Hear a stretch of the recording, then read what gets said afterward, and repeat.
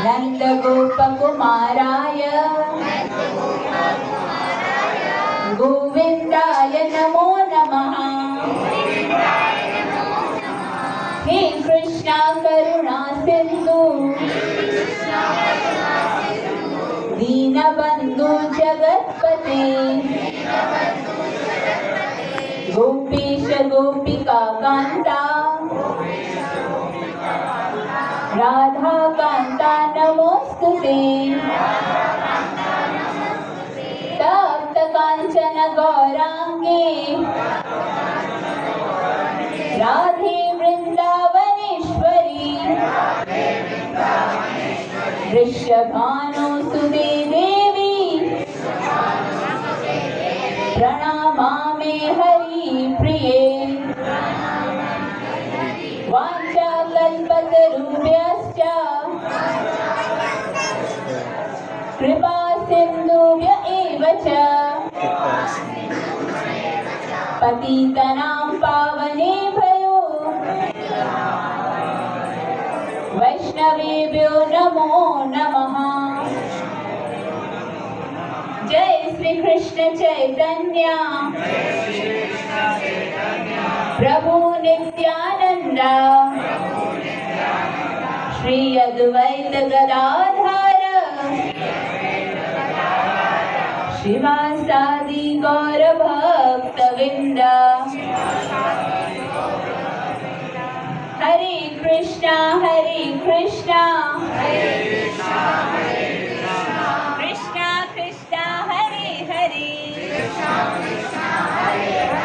हरे राम राम राम हरे हरे। मूकं करोतु वाचालं पङ्गुं लङ्घयति गिरं यत्कृपातमहं वन्दे श्रीगुरुं दीनतारणं परमानन्दमाधवं श्रीचैतन्य ईश्वरम्। श्रीमद्भगवद्गीता की, श्री राधा वृंदावन चंद्र भगवान की। एक तो सबसे पहले है यहाँ पे कृष्ण को बोला गया है रथम स्थापय मेच्युता। बहुत इम्पोर्टेंट, मतलब पूरी भगवत गीता में आप नोट करोगे कि हर श्लोक में भगवान को तकरीबन नए नए नामों से बोला गया है। भगवान को सीधा सीधा कृष्ण बोल देना चाहिए या भगवान ही बोल के लेके चलते। जहाँ आप देखोगे कभी ऋषिकेश, कभी अच्युत, कभी मदन मोहन, कभी क्या कुछ ना कुछ अलग अलग नाम से बोला गया है। ये भी ऐसे ही नहीं बोला गया, इसका भी एक मतलब है। तो यहाँ पे अच्युत बोला गया है। अच्युत का मतलब है जो चुकता नहीं है। चुकना मतलब हार जाना। कोई काम आपको दिया गया है और आपको पूरा ना करो, या कोई टारगेट आपको दिया गया है आप उससे गिर जाओ या आप फेल हो जाओ, उसको बोलते च्युत। तो अच्युत मतलब जो चुकता नहीं है, जो हारता नहीं है। तो कृष्ण यहाँ पे अच्युत कृष्ण को इसलिए बोला गया है। आचार्य यहाँ पे बताते हैं कि अर्जुन तो देखो एक भक्त है और कृष्ण क्या है, भगवान है। तो मतलब यहाँ पे कृष्णों के लिए होंगे कुछ घंटों के लिए, कुछ समय के लिए होंगे, पर ये जो शत्रु है जो हमारे हर जन्म से हमारे साथ चलते रहते हैं। क्योंकि शरीर हमारा बदलता है, आत्मा और सूक्ष्म शरीर तो हमेशा जाता ही रहता है। जो मन बुद्धि अहंकार, मन के अंदर ये 6 निवास करते हैं, तो मन के साथ ये शत्रु जाते ही रहते। तो हमें अगर भगवद गीता का अर्थ समझना है, अर्जुन के पथ पे चलना है, तो हमें इन शत्रुओं को देखना है कि कौन हमारे शत्रु है, कितना दूर है, कितने प्रबल है, किस तरह मुझे युद्ध करना है, कितने तीव्रता से मुझे नाम जप करना है कि इन शत्रु को मात दिला के मारना है और कृष्ण को स्थापित करना है। ये है मेरे शत्रु। तो ये शत्रु ऐसे शत्रु हैं कि अब देखो एक एग्जाम्पल लेते हैं कि एक आप गाड़ी चल रही है और आप पीछे वाली सीट पे बैठे हो, जो एक पीछे की 3 सीटें होती हैं ना, उस पे आप बैठे हो और ड्राइवर गाड़ी चला रहा है। बहुत अच्छी स्पीड से गाड़ी चल रही है, बिल्कुल मतलब रोड भी बिल्कुल साफ सुथरा है, बिल्कुल फास्ट स्पीड पे गाड़ी चल रही है। अचानक फुल स्पीड पे गाड़ी फुल स्पीड पे हो और ड्राइवर दरवाजा खोल के अपने आप को बाइक से बैठिए। जो शरीर का ड्राइवर है वो मेरी बुद्धि है। मैंने बुद्धि को हटा ही दिया है ड्राइविंग सीट से। मैंने मन को दे दिया है अपनी ड्राइविंग सीट के तुम्हें जैसे चलाने चलाओ। मन मेरे कंट्रोल में है नहीं, मन है वो स्टेयरिंग। स्टेयरिंग खुद अपनी मर्जी से चलेगा चलेगा चलेगा तो गाड़ी कहाँ जाएगी? जब तक ड्राइवर उस सीट पे नहीं बैठा होगा तो गाड़ी कहाँ जाएगी? तो ड्राइवर है मेरी बुद्धि। अपने बुद्धि को मैंने दिया ही नहीं है। मैंने बोल दिया गाड़ी जैसे तुम्हारी मर्जी है चलो, विदाउट ड्राइवर मेरी गाड़ी चल रही है। तो ये है, ये शत्रु है। यही मैंने अपने मन को ही शत्रु बनाया हुआ है। वो काम क्रोध लोभ मोह मद मात्सर्य बिठा के, तो फिर सोचो आपका शरीर कहाँ जाएगा और ये आत्मा की गति क्या होगी। तो इसलिए ही मुझे अपनी बुद्धि में कृष्ण को बिठाना है, समझाना है, अपना लक्ष्य बताना है कि मुझे कहाँ पहुँचना है, फिर मेरी आत्मा कृष्ण के शरण में पहुँचेगी। तो उम्मीद करती हूँ कि आपको ये 3-4 श्लोक अच्छे से समझ में आए होंगे कि हमें असल में करना क्या है। हमें भगवत गीता भले जितनी भी अच्छे से समझ आ जाए, एक एक शब्द का मतलब समझ में आ जाए, एक एक शब्द एक एक श्लोक को हम रट लें, पर अगर उसको अपने जीवन में नहीं उतारेंगे ना तो कोई भी फायदा नहीं है इसको समझने का। क्योंकि श्रीमद् भागवतम है केवल श्रवणम, उसको श्रवण करके लाभ लेना है, समझ में आए ना आए। पर भगवत गीता हमारी जीवन की मैनुअल गाइड है। हमें जीवन कैसे चलाना है वो हमें सीखना है। एक एक शब्द से हमें प्रेरणा लेनी है कि मुझे करना है तो क्या करना है। तो आज हमें ये सीखना है कि हमारे मन में जो 6 बैठे हैं ना, जिसको हम रोज प्यार करके पालते पोसते हैं, बड़ा करते हैं, आओ खाओ प्यार कर, काम क्रोध, इसको ही बड़ा करते हैं, ये हमारे शत्रु हैं, हमारे दोस्त नहीं है। दोस्त बनेंगे जब आप इनको भी कृष्ण के भक्ति में लगाओगे, जब आप अपने मन को भी लगाओगे और मन को समझाओगे कि तुम्हें बात सुननी है तो बुद्धि की सुननी है, और बुद्धि को भी कृष्णमयी बनाओगे तो फिर ये सारे दोस्त बन जाएंगे। तो हमें इस कार्तिक मास में, कार्तिक मास इतना लाभदायक है, इतना करुणामयी है, बाकी सारे मंथ भी हैं, पर कार्तिक मास श्रीमती राधा रानी का मंथ है। श्रीमती राधा रानी सोचती नहीं है कि मुझे किस पे कृपा करनी है नहीं करनी। वो इतनी करुणामयी है, इतनी करुणामयी है कि उनके पास थोड़ी सी भी कृपा, मतलब उनके पास है तो बहुत कृपा है, पर वो सोचते हैं ना कि आज मैं एक बंदे को कृपा करूंगी, पर वो चाहते हुए भी ना 10 बंदों को कृपा कर जाती। मतलब उनके अंदर ना ये नहीं है कि मुझे इसको करनी है उसको करनी है, वो बस ना चाहते हुए भी कृपा फैलाती है। तो ये राधा रानी का मंत्र है। आप अगर चाहोगे ना कि मुझे सुधरना है तो अवश्य अवश्य आपको सहायता मिलेगी श्रीमती राधा रानी के जरिए। दामोदर भगवान को दीप करने से आपको शक्ति मिलेगी कि आप अपने आप को तब्दील कर सकोगे और अपने जीवन को कृष्णमय बना सकोगे और अपने जीवन का जो लक्ष्य है उसे प्राप्त कर सकोगे, जो है कृष्ण प्रेम की प्राप्ति।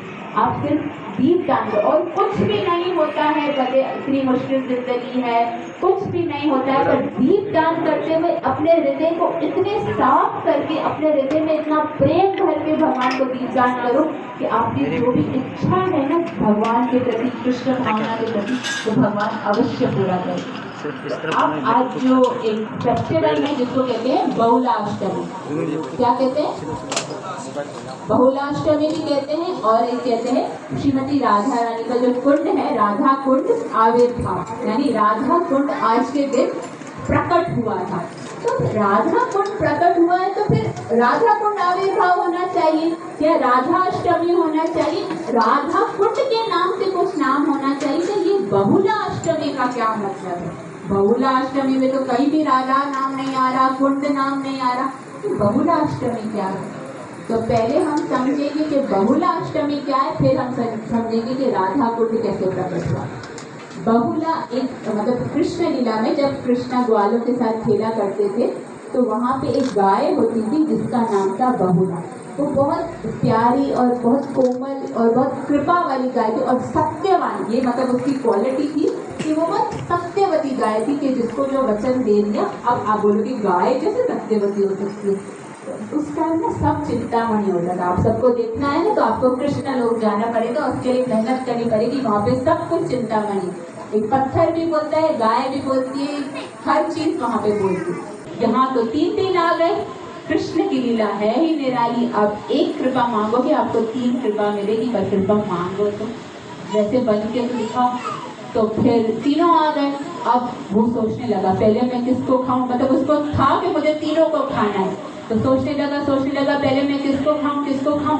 इतने में कृष्ण आ गए और कृष्ण ने उस भाग को समझाया कि तुम्हें असल में किसी को भी नहीं खाना चाहिए, तुम्हें पेट भरना है, पेट भरने के दूसरे तरीके भी हैं, दूसरे जानवर भी हैं, पर ये बहुला ऐसी गाय है जिसने अपने सत्य वचन से ये मतलब साबित कर लिया है कि सत्य कहना कितना बड़ी बात है। मतलब आप जो कैसे प्रकट हुआ, पहले हमें पता हो, ये सारी कथाएं हमने देखी भी है, हमने सुनी भी है, पर प्रभुपाद जी बोलते हैं कि उत्सव वाले दिन अगर आप में उत्साह लाना है, आपको उस चीज को सेलिब्रेट करना है और उस चीज की महानता अगर आपको प्राप्त करनी है या उस चीज की कृपा प्राप्त करनी है, तो आपको उसके विषय में भी सुनना चाहिए। दामोदर लीला तो हम हर साल सुनते हैं, हम 20 सालों के बीच में भी सुनते हैं, पर कार्तिक मास में दामोदर लीला सुनने का जितना लाभ है ना, और जगहों पे नहीं। ऐसे ही राधा कुंड का प्राकट्य कैसे हुआ, कृष्णा ने तो बहुत सारे असुरों को मारा था, उसमें से एक असुर था अरिष्टासुर। क्या नाम है असुर, जो हम माता कहते हैं ना, तो इस फैमिली से ही आया था, एक बुल बन के आया था। ओके, आचार्यगण ऐसा बताते कि वो इतना गुस्से में उसने सारे वृंदावन का तहस नहस करके कृष्णा के ऊपर आक्रमण किया था, और जिस तरह से कृष्णा ने उसे युद्ध करके उसको मार गिराया। तो जब मार दिया ना, तो श्रीमती राधा रानी और उनके सखियों ने कृष्ण को बोला कि हम आपसे नाराज हैं, हम अब आपसे कभी बात नहीं करेंगे, क्योंकि आपने एक गाय का वध किया। गाय का वध करना यानी ब्रह्म हत्या करना, आपने ब्रह्म हत्या की, अब आप हमसे बात नहीं करो। तो कृष्णा ने बोला ऐसा कैसे होगा, मैं आपसे बात नहीं करूं, आप बताओ भाई, मैंने अगर अपराध किया तो हर अपराध का कोई ना कोई पश्चाताप भी तो होता है, तो आप मुझे बताओ कि इस अपराध का पश्चाताप क्या है। तो श्रीमती राधा रानी ने बोला कि आपको सारी पवित्र नदियों में स्नान करना पड़ेगा, तभी आपका ये अपराध धुलेगा। हमारा कोई दाग लग जाता है तो हमें उसको सरफ लगा के साफ करना होता है ना, ऐसे ही कोई अपराध हमारे चरित्र पे लग जाए ना, तो उसको भी साफ करना पड़ता है। तो श्रीमती राधा रानी ने बोला आपको सारे तीर्थ स्थानों में जाके स्नान करना पड़ेगा। तो कृष्णा ने बोला जाने की क्या जरूरत है, मैं सबको यहाँ बुला लेता हूँ। तो प्रयागराज को बुलाया, प्रयागराज सारे तीर्थ स्थानों का राजा है, प्रयागराज को बोला कि अपने जितने भी सारे तीर्थ स्थान है सबको बुला। और कृष्ण ने अपनी एड़ी होती है ना, पाँव होता है, एड़ी होती है, एड़ी यूँ जमीन पे लगाई तो जमीन पे लगाने से एक खड्डा बन गया, मतलब एक बहुत बड़ा सुराख बन गया, एक खड्डा बन गया। और सारे प्रयागराज और सारी नदियों को बोला कि अब अपना जल इसमें डालो। जब अपना सबने जल इसमें डाला, यानी सारी पवित्र नदियों, जितनी भी दुनिया में पवित्र नदियाँ, सब ने अपना जल इसमें डाला और कृष्णा ने उसमें स्नान किया। बोला तो मैं हो गया पवित्र, अब तो मैं सही हूँ ना, मेरा अपराध सारा धुल गया। तो श्रीमती राधा रानी ने बोला हाँ। अब कृष्णा ने श्रीमती राधा रानी और सारी सखियों को बोला कि अब तुम भी तो अपराधी हो। बोला हम कैसे अपराधी हुए, हमने क्या किया। बोला मैंने तो, मतलब कहते हैं ना कि नॉनवेज खाने वाला भी अपराधी है, नॉनवेज पकाने वाला भी अपराधी है, नॉनवेज लाने वाला भी अपराधी है और नॉनवेज की सलाह देने वाला भी अपराधी है। यानी उस जुर्म करने वाला भी अपराधी है, जुर्म का जो साथ देता है वो भी अपराधी, और जुर्म को देखने वाला भी, और जुर्म के जो बोले ना कि हाँ इसने किया जाए, मतलब ऐसे कि उसकी सहायता करे, वो भी अपराधी। तो ऐसे मैंने तो हत्या की थी, मैं अपराधी तो था, तुमने उस असुर का साथ दिया ना, तुमने बोला वो सही था मैं गलत था, इसलिए अब तुम भी अपराधी